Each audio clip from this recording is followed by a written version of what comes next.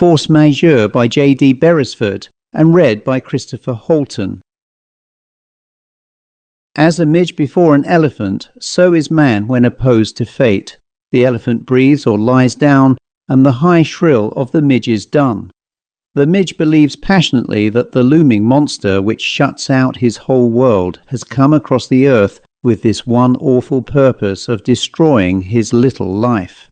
But the elephant knows less of the midge than the midge knows of the elephant. George Coleman was not a figure that one would associate with the blunderings of outrageous destiny. He was of the type that seems born to move easily and contentedly through life. Neither success nor failure. A tall, thin, fair man, reasonably intelligent, placidly 35, and neither too diligent nor noticeably lazy. He was one of the many who had failed to find briefs, and one of the few who had nevertheless succeeded in earning a decent income. He had obtained, through special influence, a post as legal secretary and adviser to a great firm of financiers in the city. The post was almost a sinecure, and the salary £800 a year. Added to that, he had another £300 of his own. He spent his holidays in Switzerland or Italy or Norway. Any suburb would have made him a churchwarden, but he preferred to go on living in his chambers in old buildings, Lincoln's Inn. He was used to the inconveniences, and the place satisfied his feeble feeling for romance. His friend Morley Price, the architect, told him that there was a sinister influence about those chambers. They were on the 5th floor and boasted a dormer window that might have been done by Syme, in a mood of final recklessness. The dormer was in the sitting room and looked out onto the court. Price loved to lie back in his chair and stare at it, attempting vainly to account by archaeology and building construction for the twists and contortions of the jambs and soffit. "It's a filthy freak, Coleman," was his usual conclusion. "Not the work of a decent human mind, but a horrid, sinister growth that comes from within.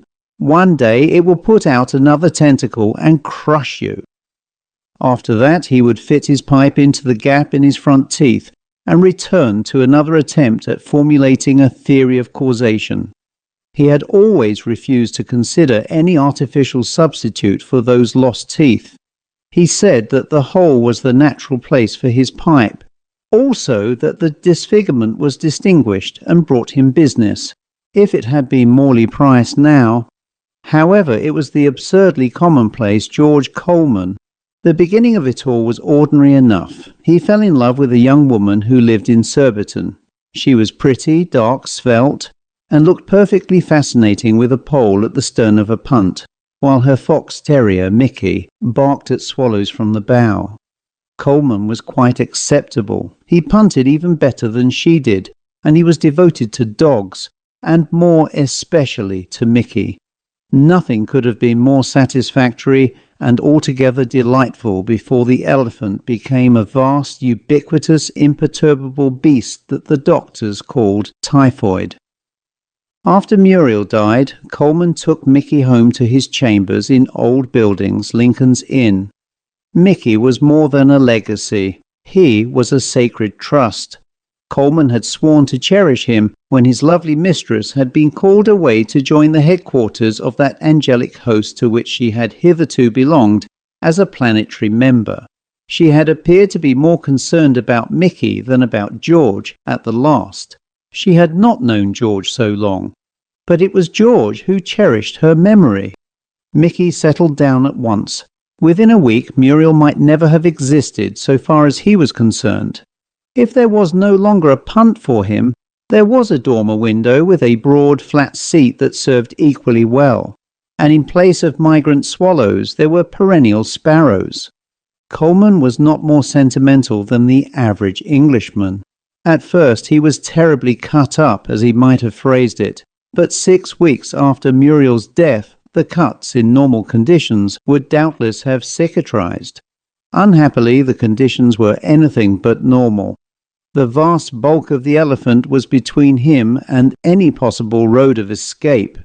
In this second instance, fate assumed the form of certain mannerisms in Mickey, He was quite an ordinary fox terrier with prick ears that had spoiled him for show purposes, but he had lived with Muriel from puppyhood, and all his reactions showed her influence.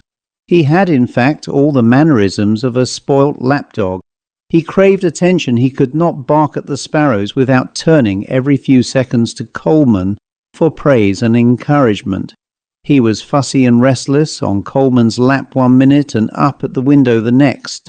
He was noisy and mischievous, and had no sense of shame. When he was reprimanded, he jumped up joyfully and tried to lick Coleman's face. And every one of his foolish tricks was inextricably associated in Coleman's mind with Muriel. At the end of 6 weeks, Coleman was conscious that he had mourned long enough. He began to feel that it was not healthy for a man of 35 to continue in grief for one girl when there were so many others.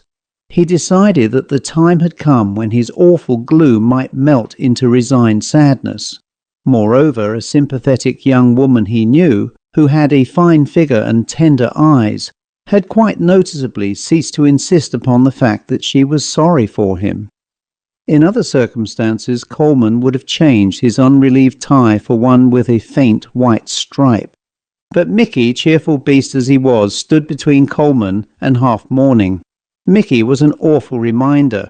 Muriel had died, but her personality lived on.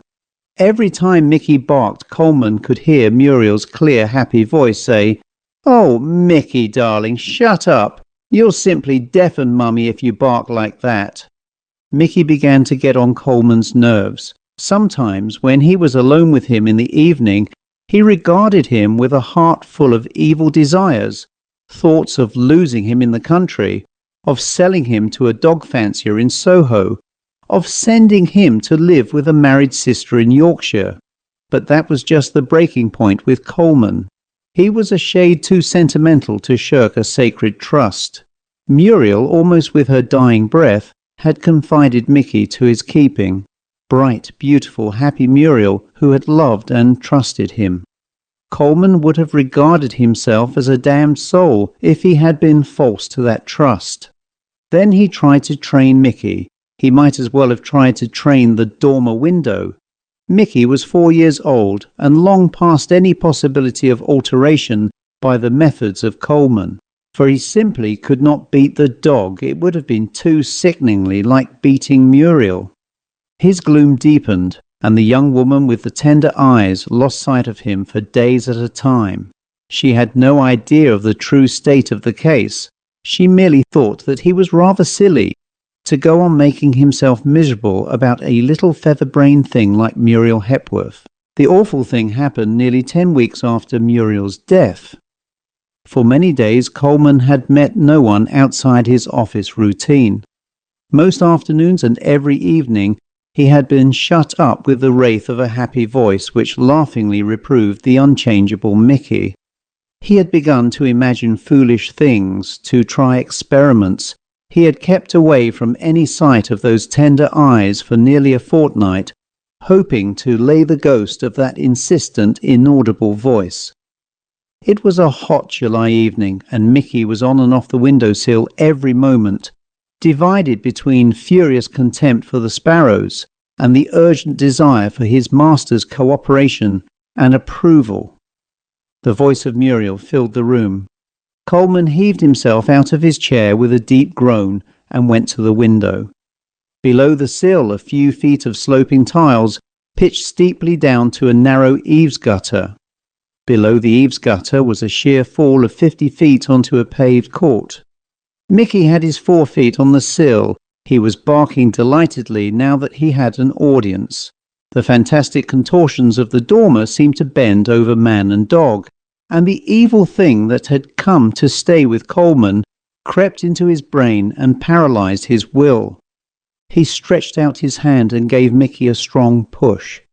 Mickey slithered down the tiles, yelped, turned clean round, missed the gutter with his hind feet, but caught it at the last moment with both front paws, and so hung, shrieking desperately, struggling to lift himself back to safety while his whole body hung over the abyss. For a moment man and dog stared into each other's eyes. Then the virtue returned to Coleman. He was temporarily heroic. "Hold on, old man, hold on," he said tenderly, and began to work his shoulders down the short length of tiles, while he felt about inside the room with his feet trying to maintain some sort of hook on jamb or window board. He was a long, thin man, and the feat was not a difficult one. The trouble was that he was too slow over it, for as he gingerly lifted one hand from the tiles to grasp Mickey's neck, the dog gave one last terrified yelp and let go. Coleman heard the thud of his fall into the court. He could not summon up courage to go down and gather up the mangled heap he so vividly pictured in his imagination. That night he believed he was going mad, but he slept well and awoke with a strange sense of relief. He awoke much later than usual. A new and beautiful peace reigned that morning. Strangely enough, neither his bedmaker nor the porter made any reference to Mickey, and while Coleman wondered at their failure to comment on so remarkable a tragedy, he could not bring himself to ask a question. All through the day, as he worked at his office, a delicious sense of lightness and freedom exhilarated him. He dined at the Cock in Fleet Street, and when he returned to the exquisite stillness of his chambers, he sat down to write to the girl with tender eyes. He thought he had closed the outer door. He was enormously startled when he heard a strangely familiar patter of feet behind him. He did not turn his head. He sat cold and rigid, and his ringers began to pick at the blotting paper. He sat incredibly still and waited for the next sign. It came with excruciating suddenness, a shrill, joyful, agonizing bark, followed with a new distinctness by the echo of a voice that said, "Oh, Mickey, darling, you'll simply deafen Mummy if you bark like that." He did not move his body, but slowly and reluctantly first his eyes, and then his head turned awfully to the window. The porter told Morley Price that he had not seen Mr. Coleman fall. He thought he heard a dog bark, he said, just like the little terrier as Mr. Coleman had been so fond of. And he was surprised because the poor little feller had fallen out of the self-same window the night afore, and he hadn't cared to speak of it to Mr. Coleman, knowing how terrible cut up he'd be about it.